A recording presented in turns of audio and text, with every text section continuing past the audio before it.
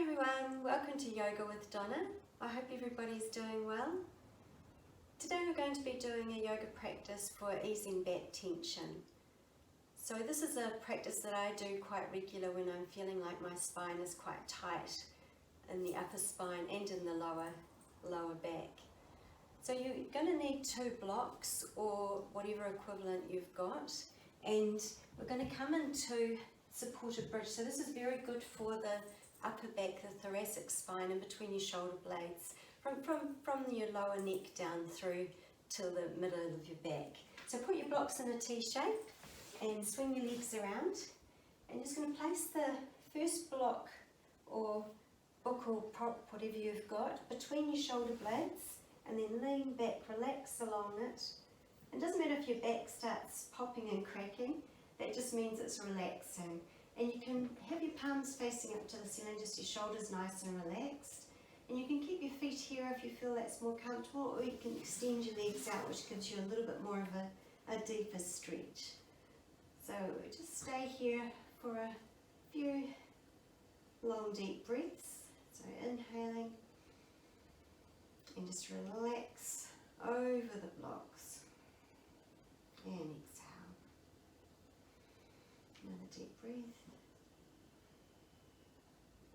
and exhale. Now if you did this regularly, you'd find that it really just relaxes your upper back, because when we're doing things during the day, we're often stooped over a little bit, especially if you're over a computer or even like messaging on your phone. You're actually hunched over, and this just really opens out the chest and the upper back, which you don't normally do in a day.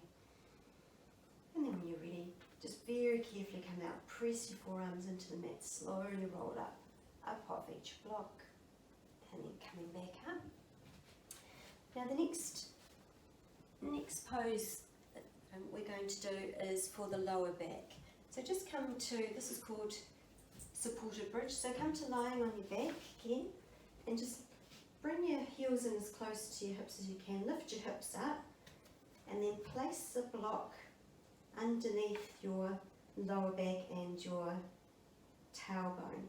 And you can stay here if you find this is enough, or you can extend your legs out along the mat and have them a little bit wider than hip width apart. And then once again, just have your hands or your palms facing up to the ceiling, let your legs fall out away from your hips, and just stay here for a few breaths.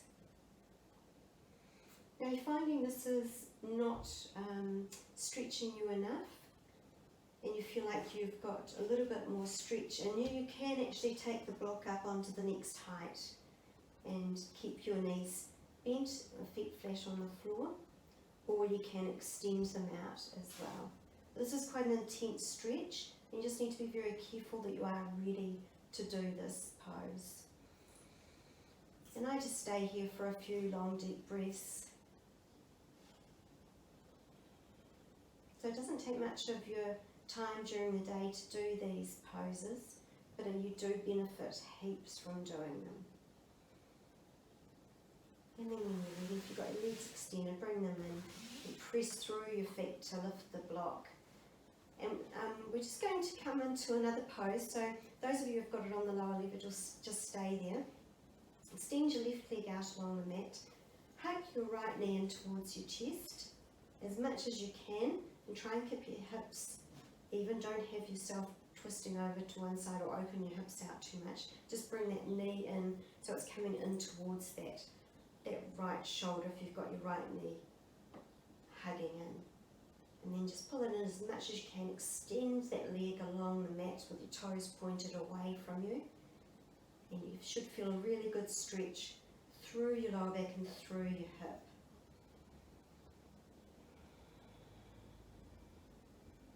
And then when you're ready, extend the right leg out, bending in the left knee, hug that in.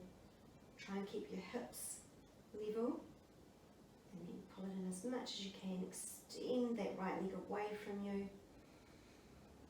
It's very good for the hip flexors, this one, and your lower back.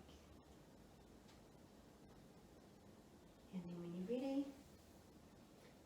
place both feet on the mat, lift your hips up, slide the block out, and then come to rolling over, and we're coming into the last pose which I do, and that's Sphinx Pose. This is very good for your lower back.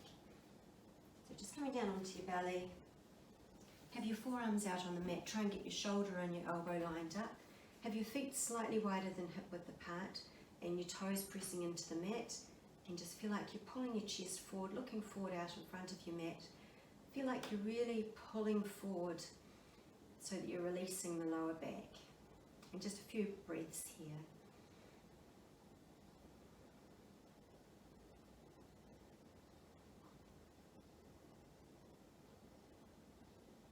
And then when you're ready, press yourself back up.